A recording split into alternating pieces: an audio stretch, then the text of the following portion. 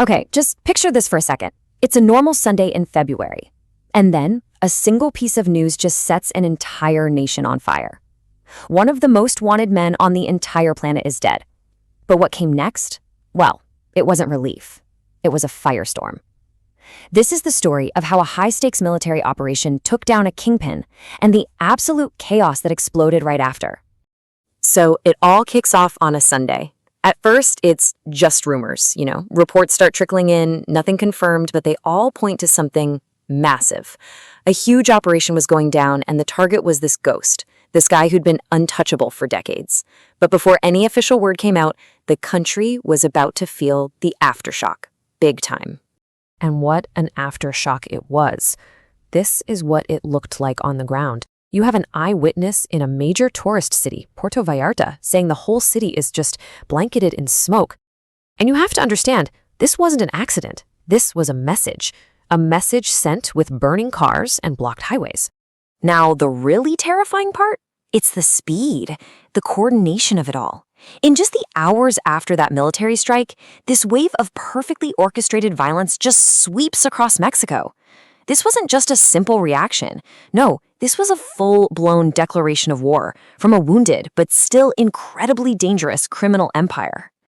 And if you want to understand the sheer scale of their power, just look at this list. The retaliation wasn't just in one place. It erupted almost at the same time in at least 6 different states. Yeah, Jalisco was ground zero. That's their home turf. But the fires were lit all across the country. It was a terrifying display of just how big their operational footprint really was. So this tactic they use, it actually has a name, narco-blockade. Basically, they hijack buses, big rigs, whatever they can find, set them on fire, and use them to create these impassable roadblocks. And the goal is really about 2 things. 1, stop the army and the police in their tracks, and 2, to create absolute terror and chaos for everybody else. It's just a brutal, effective show of force. So you're seeing this level of coordinated mayhem, right? All these fires, all this violence erupting at once. And you have to ask yourself, what on earth could provoke this kind of massive, furious response?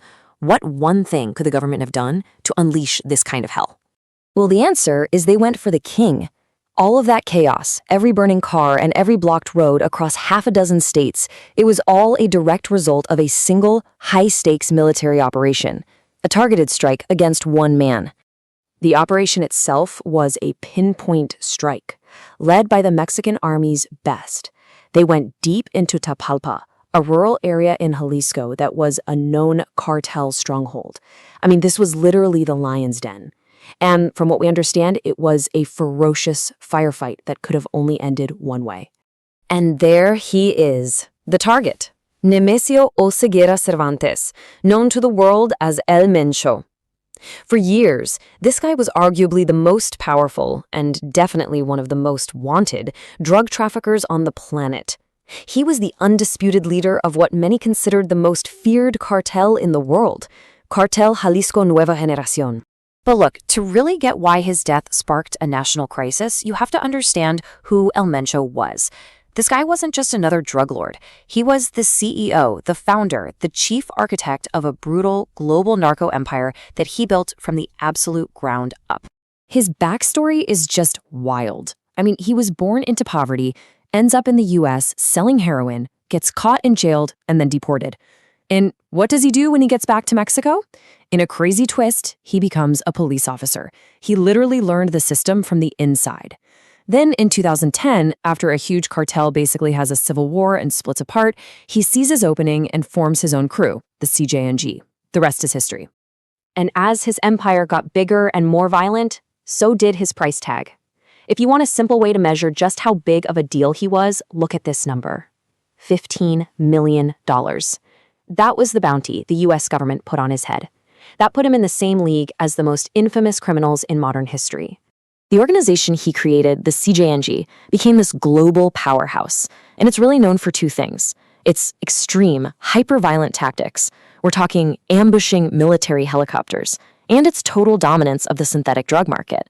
They were so brutal and had such a wide reach that the US government was seriously debating labeling them a foreign terrorist organization.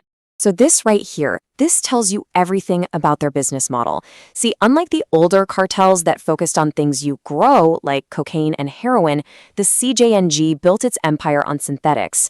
They absolutely flooded the US with fentanyl and meth, the two drugs driving the overdose crisis. That made them public enemy number one for law enforcement. So taking a guy like El Mencho off the board, on the surface, that looks like a huge win for the government, right? But here's the chilling question that all the security experts are asking. Is this really the end of a war? Or did they just fire the starting gun on a brand new one? And right now, there are two totally different stories emerging from all this smoke. You've got the official government line. This was a strategic success, a huge blow against the cartels. But then you have the analysts, and they're warning that when you take out a leader with that much control, you don't actually destroy the organization. You just create a massive power vacuum. And this quote from one analyst, Eduardo Guerrero, just raises the stakes through the roof. He mentions Culiacan because back in 2019, the Sinaloa cartel basically went to war with the Mexican military in the middle of the city to get El Chapo's son freed, and they won. So the fear is that Guadalajara, a massive city, could become the next battleground for a brutal civil war inside the cartel itself. Which brings us to the question that is haunting everyone in Mexico right now. The kingpin is gone. So what happens to his kingdom? Does this giant, violent empire just fall apart? Or does it tear itself to pieces in a bloody fight for the crown? The experts are all basically predicting a coming storm. See, the CJNG works kind of like a franchise, with a bunch of smaller groups all loyal to El Mencho. He was the glue holding it all together. Without him, you're going to have ambitious lieutenants making a play for the top spot. The whole thing could just shatter into warring factions. And all that violence we saw in those first few hours, that could just become the new normal as they fight over the billion-dollar drug routes. And that's where we are now. The man who held this violent machine together is gone. The government is calling it a victory. But for the millions of people who live in the territory he controlled, that victory feels anything but certain. It feels terrifying. Because the biggest, most dangerous question is still hanging in the air. With the kingpin gone, who's going to fight for the throne?